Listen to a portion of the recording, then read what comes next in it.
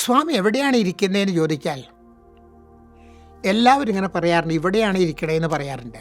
ഉറപ്പിച്ച് പറയാൻ പറ്റുമോ ഇവിടെ സ്വാമിയുടെ ഒക്കെ പറയാൻ പറ്റുമോ? ഒരു ഡിവോട്ടി ഭഗവാനോട് ചോദിക്കുന്ന ചോദ്യമുണ്ട്, സ്വാമി എല്ലാ ഹൃദയങ്ങളും സ്വാമിയുടെയാണോ?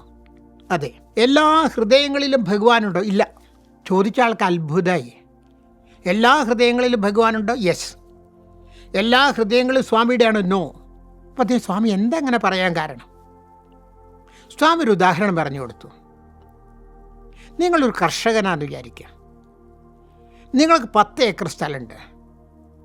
10 ഏക്കർ സ്ഥലവും നിങ്ങളുടെയാന്ന് പറഞ്ഞ് വിചാരിച്ചിട്ട് ആ കൃഷിസ്ഥലത്തുള്ള ചളിയിൽ പോയി ഇരിക്കുമോ എന്ന് ചോദിക്കുകയാണ് ഇദ്ദേഹത്തിനോട്.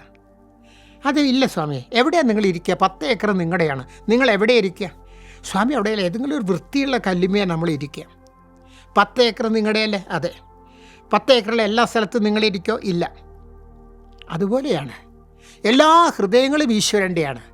പക്ഷെ എല്ലാ ഹൃദയത്തിലും ഈശ്വരൻ ഇരുന്നു കൊള്ളലില്ല. കാരണം കർഷകൻ 10 ഏക്കറും തൻ്റെയാണെങ്കിൽ വൃത്തിയുള്ള സ്ഥലത്തിരിക്കുന്നത് പോലെ എല്ലാ ഹൃദയങ്ങളും സ്വാമിയുടേതാണെങ്കിലും സ്വാമി വൃത്തിയുള്ള ഹൃദയങ്ങളിൽ മാത്രമേ ഇരിക്കുള്ളൂ. അതുകൊണ്ടാണ് സ്വാമി പ്യൂരിറ്റി പറയുന്നത്, പരിശുദ്ധി വേണമെന്ന് പറയാനുള്ള കാരണം ഇതാണ്.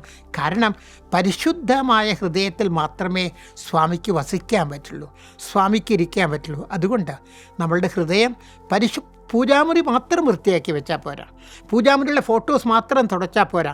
ആ ക്ലീനിങ് പ്രോസസ്സ്, വൃത്തിയാക്കുന്നുള്ള പ്രോസസ്സ് തുടങ്ങേണ്ടത് നമ്മുടെ അകത്ത് നിന്നാണ്. കാരണം ഈ അകത്താണ് ഭഗവാൻ ഇരിക്കുന്നതെന്ന് ഓർക്കാൻ നമുക്ക് സാധിക്കണം. നമുക്ക് എല്ലാവർക്കും അങ്ങനെ സാധിക്കട്ടെ എന്ന് പ്രാർത്ഥിക്കുന്നു. ജയ് സായി.